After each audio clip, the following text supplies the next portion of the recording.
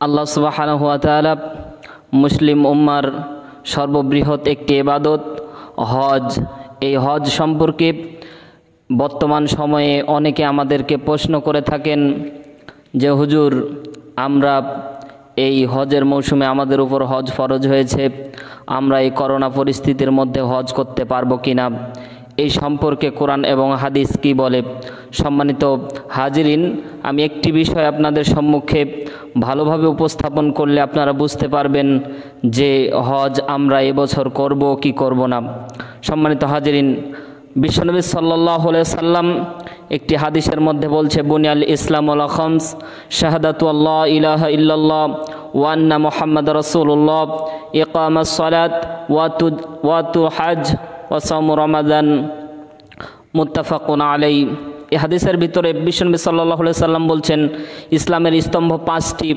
এই পাঁচটি স্তম্ভের ভিতরে একটি হচ্ছে হজ, অর্থাৎ শাহাদাতু আল্লাহ ইলাহা ইল্লাল্লাহ, আল্লাহর উপর ঈমান আনা, তারপরে হচ্ছে ইকামুস সালাত, নামাজ কায়েম করা, ওয়া তু যাকাত ওয়াল হজ ওয়া সাওম রমাদান, তার মধ্যে 4 নম্বর হচ্ছে হজ করা।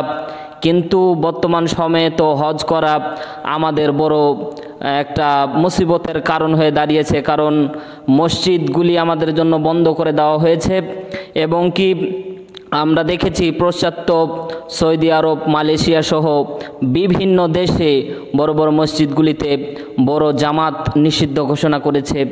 এই নিষিদ্ধ ঘোষণা নিয়েও অনেক আলেম ওলামা অনেক কথাই বলেছিল। এই বিষয়ে আমি সংক্ষিপ্ত আকারে কিছু বলবো।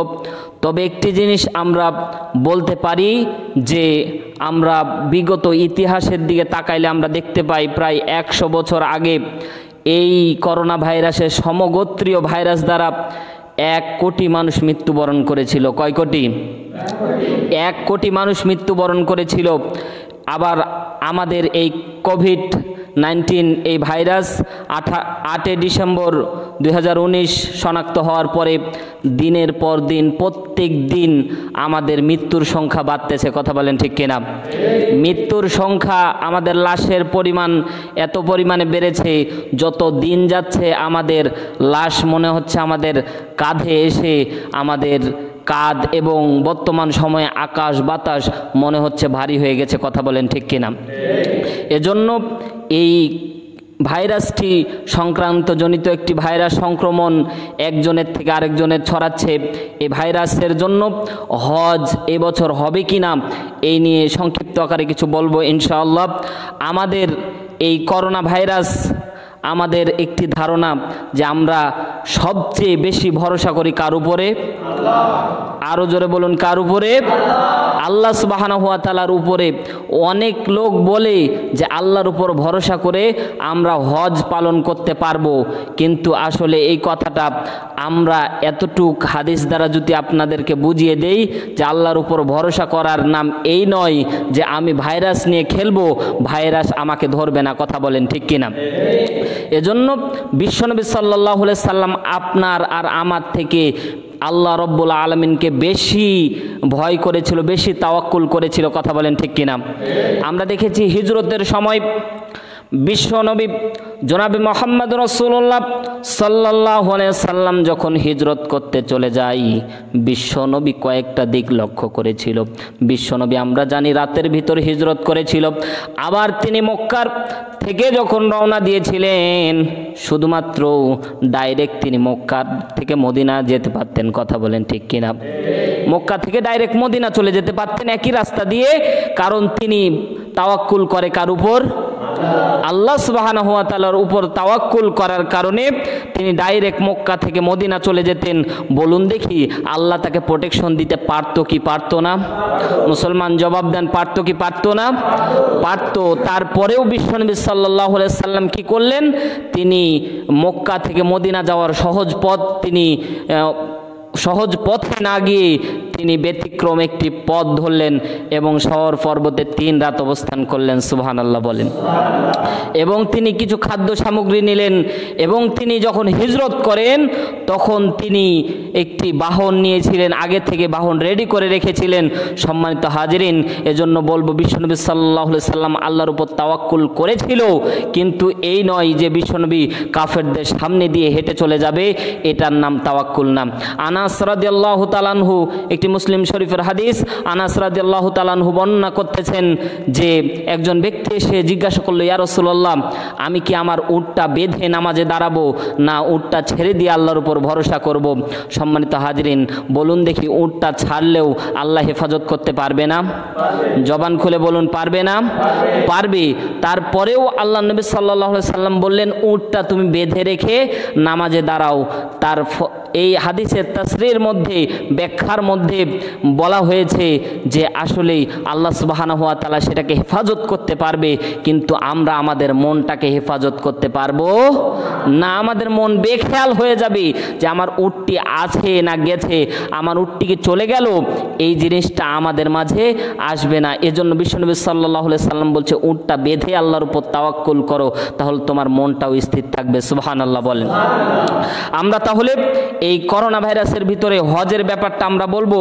বিশ্বনবী সাল্লাল্লাহু আলাইহি সাল্লাম যখন তিনি হজ আদায় করেছে, এবং হজের ব্যাপারে অনেক কঠোর কঠোর হাদিস আছে যে যার উপর হজ ফরজ, তারা যদি হজ আদায় না করে, তাহলে তারা যদি মৃত্যুবরণ করে, তাহলে তাদেরকে বিশ্বনবী সাল্লাল্লাহু আলাইহি সাল্লাম উম্মত হিসেবে গ্রহণ করবে না। নাউজুবিল্লাহ বলেন। সম্মানিত হাজিরিন, তারপরেও হজ আমাদের স্তম্ভ কয়টা বললাম? 5টি। কয়টি?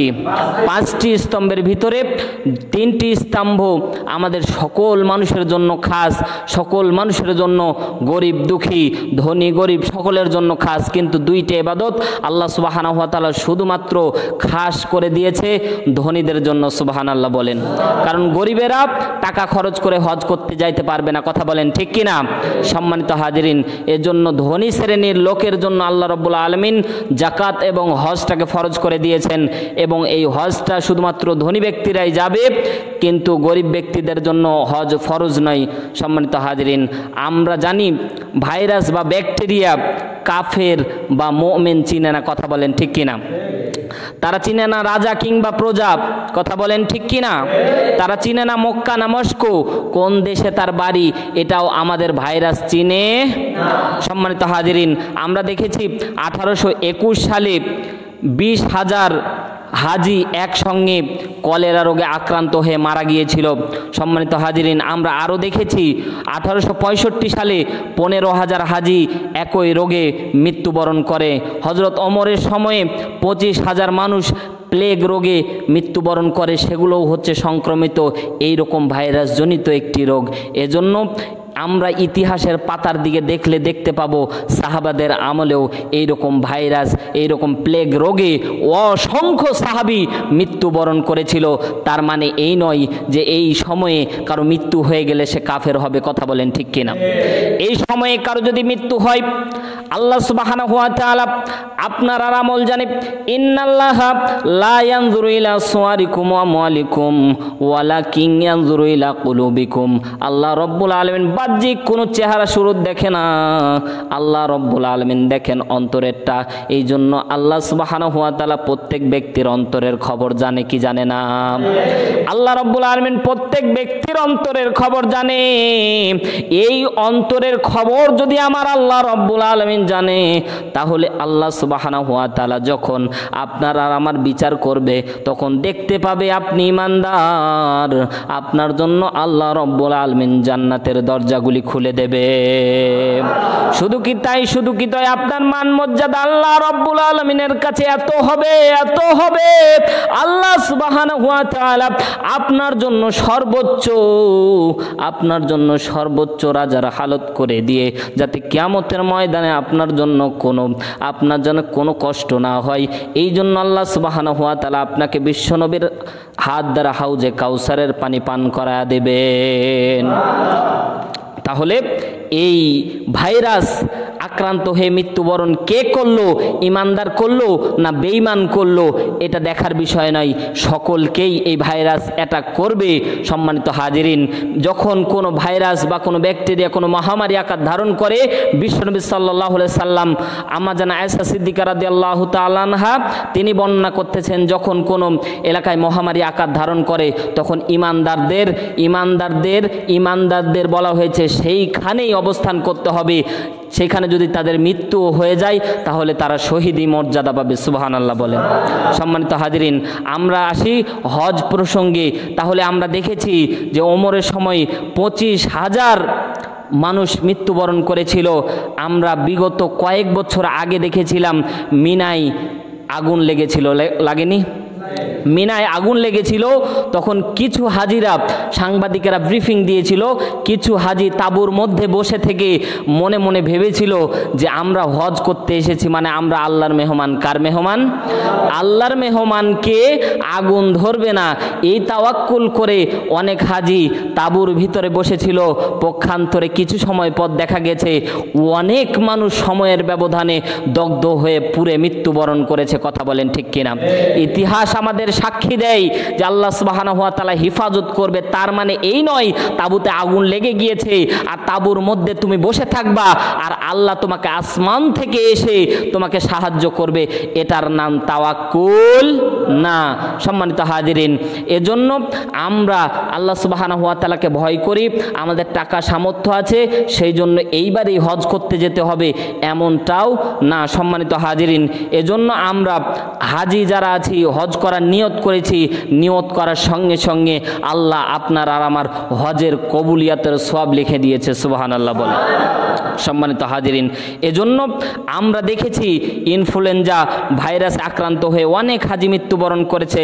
সম্মানিত হাজিরিন, এইভাবে আমরা একটার পর একটা ইতিহাস গাঁটলে দেখব যে যখন কোনো আল্লাহর আযাব, যখন কোনো আল্লাহর গজব যখন এই সমাজের ভিতরে আসে তখন কে ঈমানদার কে বেঈমান কাউকে ছাড় দেওয়া হয় না। সম্মানিত হাজিরিন, একটি গুরুত্বপূর্ণ মাসআলা আপনাদেরকে বলবো, কারণ আমরা দেখেছি যে যখন মধ্যযুগের মিশরে যখন মহামারী আকার ধারণ করেছিল, প্লেগ রোগে যখন মহামারী আকার ধারণ করেছিল, তখন মিশরীয় বড় বড় আলেম উলামা ফতোয়া দিয়েছিল যে আল্লাহ সুবহানাহু ওয়া তাআলা মসজিদে আসলে আল্লাহ সুবহানাহু ওয়া তাআলা এই প্লেগ রোগ দিবেন না। নাউজুবিল্লাহ বলেন।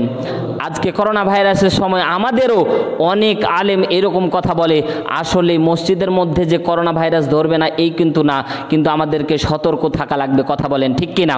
এই মধ্যযুগীয় এই কিছু মাসআলা দিল যে তাদেরকে ভাইরাস ধরবে না, প্লেগ রোগে আক্রান্ত করবে না, এই ফতোয়া দেওয়ার কারণে যখন মানুষ যখন একের পর এক ইবাদত করলো, দেখা গেল সময়ের ব্যবধানে অসংখ্য মানুষ মৃত্যুর কোলে ঢলে পড়লো। নাউজুবিল্লাহ বলেন।